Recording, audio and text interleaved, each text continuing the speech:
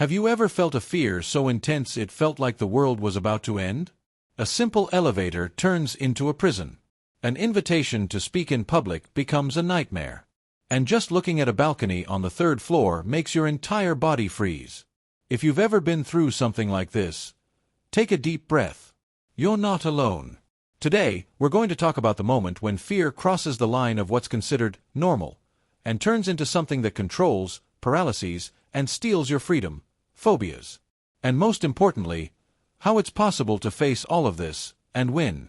Stay with me until the end, because this video might be exactly what you, or someone you love, needs to hear today.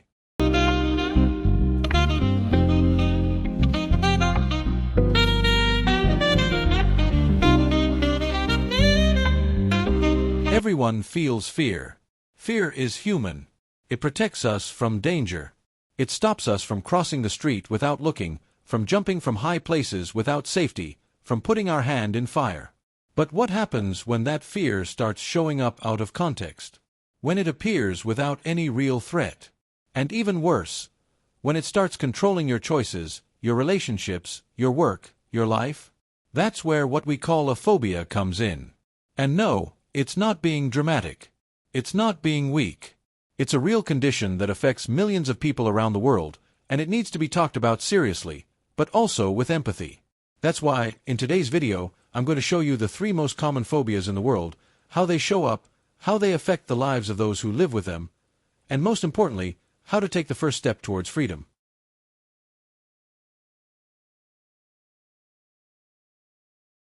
Picture this. You're in a room with a few people.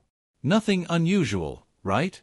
But for someone with social phobia, that simple setting feels like standing on a stage, with all the spotlights pointed directly at them, waiting for the first mistake, the first stumble, the first sign of insecurity. Social phobia is the paralyzing fear of being judged, rejected, or humiliated in social situations. It's way beyond being shy. It's a very real fear that triggers physical symptoms like excessive sweating, rapid heartbeat, trembling, dizziness, nausea, and an overwhelming urge to run away. People with social phobia often avoid any situation where they might feel exposed. They don't speak in public, avoid meetings, skip parties, dodge gatherings, and dread interviews. This can affect their career, their education, their relationships, and even their self-esteem. And the cruelest part? From the outside, most people don't even notice.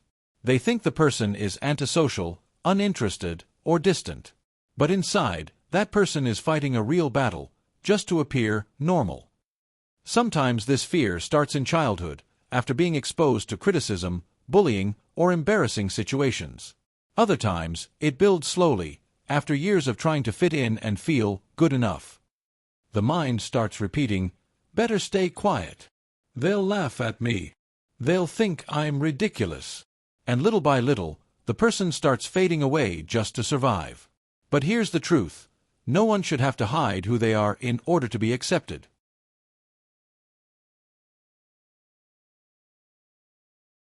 Now let's talk about another type of phobia that many people have, but few are willing to admit: acrophobia, or the fear of heights. And we're not talking about a slight discomfort when looking down from a tall building. We're talking about full-blown panic, struggling to breathe, cold sweats, shaky hands, racing heart, and a terrifying sense of impending doom, just from walking up a flight of stairs or looking out a window on the 3rd floor. Acrophobia is one of the most common specific phobias in the world. It can limit travel, fun experiences, job opportunities, and even social interactions. And the worst part is, the more a person avoids facing heights, the stronger the fear becomes. It's like the brain creates an automatic red alert every time it detects anything related to going up. Sometimes this fear starts in childhood, triggered by a fall or a bad experience. Other times, it simply appears without any clear reason. But the impact it has on a person's life is always very real, and often invisible. Some people miss out on incredible trips because they can't get on a plane.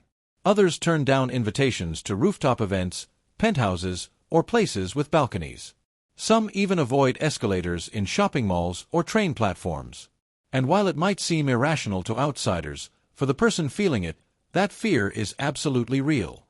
The body reacts as if it's facing a life-threatening danger. Even if everything is safe, even if logically nothing bad is going to happen, the mind goes into emergency mode. The feeling that something bad is about to happen is so intense that any logic disappears.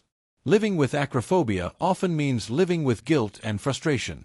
The person wants to join in, wants to be normal, but fear takes over and controls everything.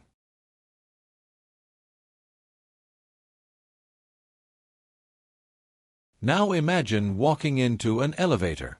The doors close, and within seconds, your whole body goes on high alert. You feel like you can't breathe, your heart starts racing, the floor feels like it's moving beneath you. You need to get out. This is the reality for those who suffer from claustrophobia, the fear of enclosed or confined spaces. And it's not just elevators. Tunnels, airplanes, small bathrooms, crowded subways, even tight clothing can trigger that overwhelming feeling of being trapped. The cruelest thing about claustrophobia is how fear mixes with the terrifying sensation of losing control. The person feels like they're going to lose their mind, like there's no way to escape, like something awful is about to happen inside that small space. And unlike other, more visible phobias, people with claustrophobia are constantly trying to predict situations. Where's the exit? What if this door gets stuck? Can I open a window? They start scanning every environment, always looking for an escape route, just in case something goes wrong.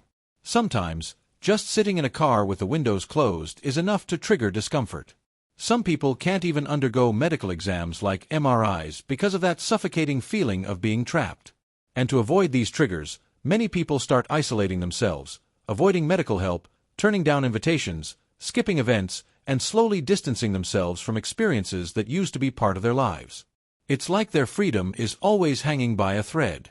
The mind creates a maze of panic, even when the body is perfectly safe. And the worst part is, to those watching from the outside, it all looks like an overreaction. But for the person feeling it, it's very real. Deeply real. But after all, what makes fear turn into a phobia? The answer can lie in several factors: traumatic experiences, genetics, family environment, thought patterns, and even chemical imbalances in the brain. There isn't just one cause. But there is, absolutely, a way out. Overcoming a phobia is possible. It's not easy, but it's possible. And the very first step is recognizing that fear is affecting your life. Admitting to yourself, this isn't just discomfort anymore, this is limiting me, this is holding me back from living fully. After that, seeking professional help is essential. Psychotherapy, especially cognitive behavioral therapy, CBT, has shown excellent results in treating phobias. The process involves identifying the automatic thoughts that trigger fear, working with breathing techniques, gradual exposure, and cognitive restructuring. In some cases, seeing a psychiatrist may also be necessary, especially if panic attacks are involved. But you know what else helps a lot? Support. Respect. Listening. Nobody chooses to have a phobia. And nobody deserves to be judged for it. If you know someone who lives with this kind of fear, be their support. And if you are that person, know that you are so much bigger than the thing that's trying to hold you back. Phobias are like invisible prisons. They lock you inside cells no one else can see, but you feel every wall closing in. The good news is, every prison has a key. And that key starts with knowledge, courage, and support. Fear only becomes an illness when it starts holding you back from living. But even the deepest fear can be faced, reframed, and conquered. And you don't have to do it alone. There's help. There's treatment. There's a way out.